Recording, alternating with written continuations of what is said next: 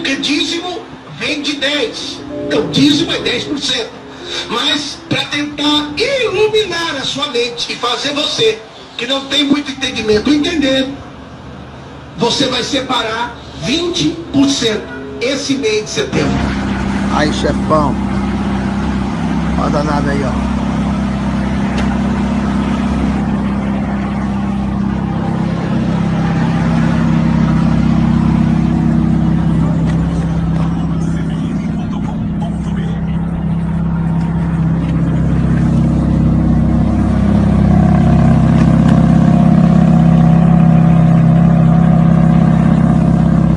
Nós vai cá pra dar um rolê.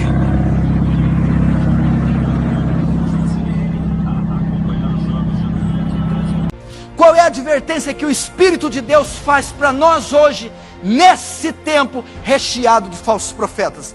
Ele diz: amados, não creiais em todo espírito. Amados, não acrediteis, não deis crédito, não aceiteis, não sejais cúmplices, não acrediteis em qualquer pastor. Silas Malafaia, Marco Feliciano, Edir Macedo, Valdomiro Santiago amontoarão para si homens, doutores, pastores, conforme as suas próprias concupiscências, os seus próprios desejos, e desviarão os ouvidos da verdade, voltando às fábulas. Nesse tempo, o tempo do fim, o tempo próximo à sua volta, nesse tempo, muitos se escandalizarão, trair-se-ão uns aos outros, e uns aos outros serão odiados, e surgirão muitos falsos profetas. Quando que surgirá muitos falsos profetas? Nesse tempo. Que tempo? O tempo do fim. Não será assim antes que manifeste, que venha a apostasia e se manifeste o homem do pecado. Paulo está falando do fim. O fim não será antes que venha a apostasia. O fim seria marcado por engano religioso. Surgirão muitos. Jesus fala de uma quantidade exorbitante. O fim não seria marcado por muitos profetas, homens de Deus. Você não vai ver aí multidões de Jonathan Edwards, multidões de Mark Lloyd Jones, multidões, não. Você vai ver multidões de falsos profetas.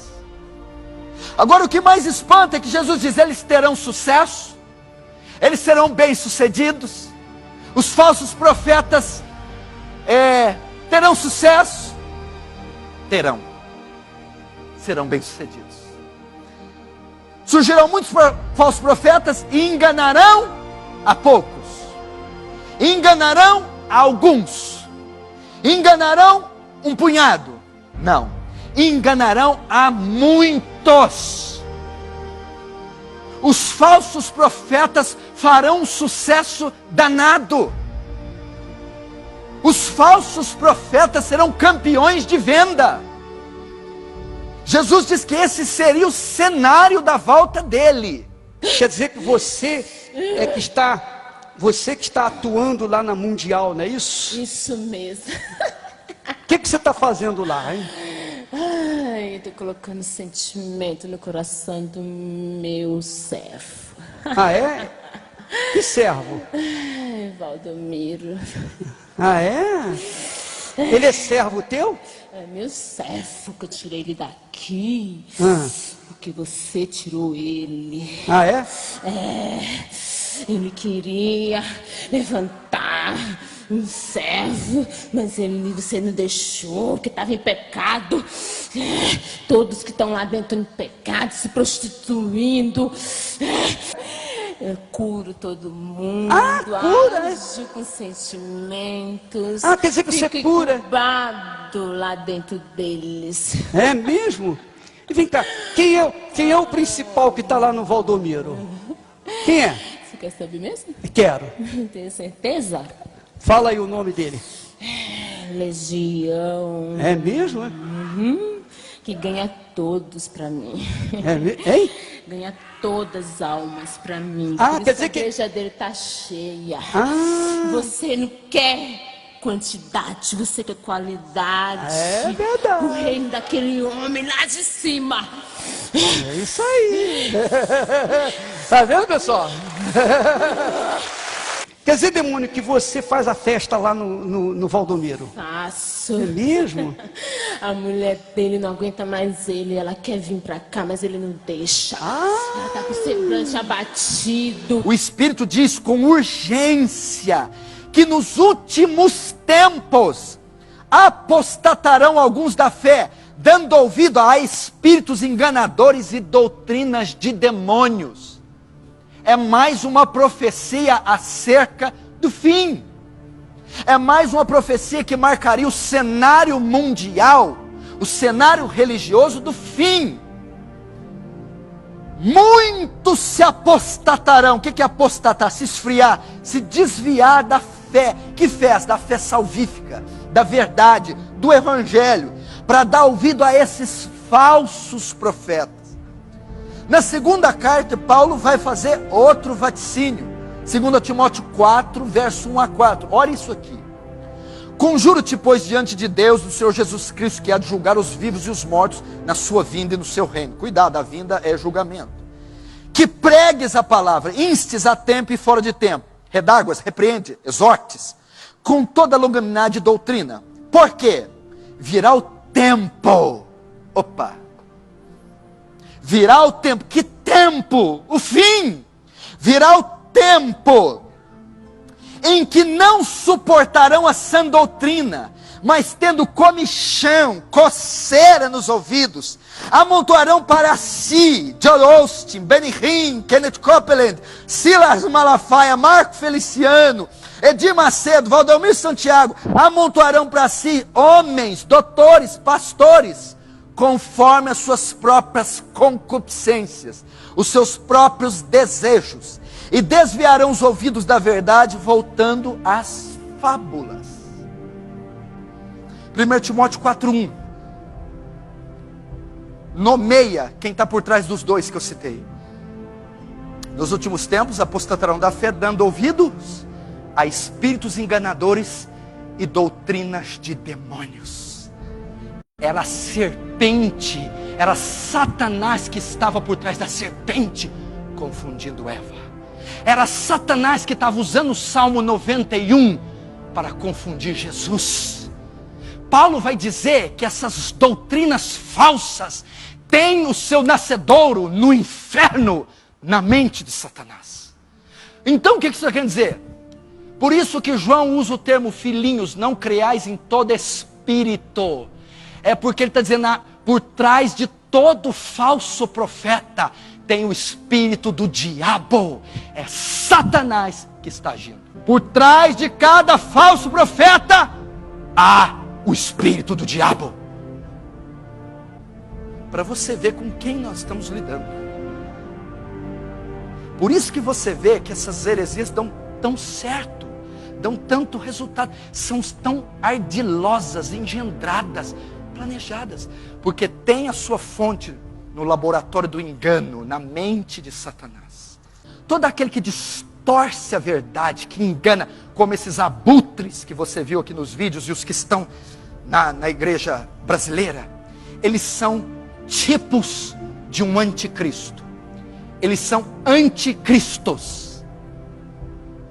Eles são tipos de anticristo. É um tipo do anticristo. 1 João 2,18 diz assim, ó, filhinhos, já é a última hora, e como a viste, que vem o anticristo.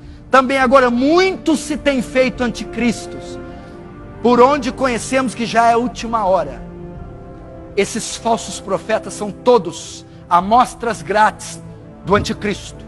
Ele fala assim, ó, muitos anticristos já estamos vendo agora, falsos profetas.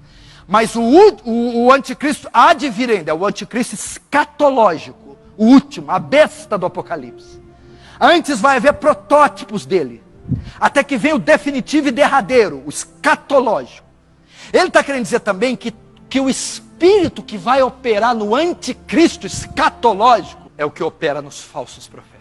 Agora o verso 4. Filhinhos, vós sois de Deus e tendes vencido os falsos profetas, porque maior é aquele que está em vós do que aquele que está no mundo. Por causa do Espírito de Deus que habita em vocês, vocês não podem ser enganados pelos falsos profetas. Ele está dizendo que o verdadeiro crente, ele discerne uma comida podre quando come. O verdadeiro crente discerne o livro, a pregação, o louvor, o culto, o pastor que ele está ouvindo. O verdadeiro crente não pode ser enganado por muito tempo. Ele está dizendo, filhinhos, calma. Vocês já têm vencido os falsos profetas, porque maior o que está em vós. Quem que está em vós? O Espírito Santo, do que aquele que está no mundo, o Espírito do Anticristo. Ou seja, o Espírito de Deus é poderoso o suficiente para nos fazer discernir o engano, para nos fazer detectar a heresia. Verso 5. Filhinhos, eles procedem do mundo. Quem são os falsos profetas? Filhinhos, eles procedem do mundo. Por essa razão, falam da parte do mundo. Falam da parte do mundo. Qual é o tema da mensagem? Olha como você identifica um falso profeta. Fala da parte do mundo. A mensagem deles é centrada no triunfalismo, na autoajuda, na teologia da prosperidade. Falam o que o mundo quer. Falam das benesses do mundo.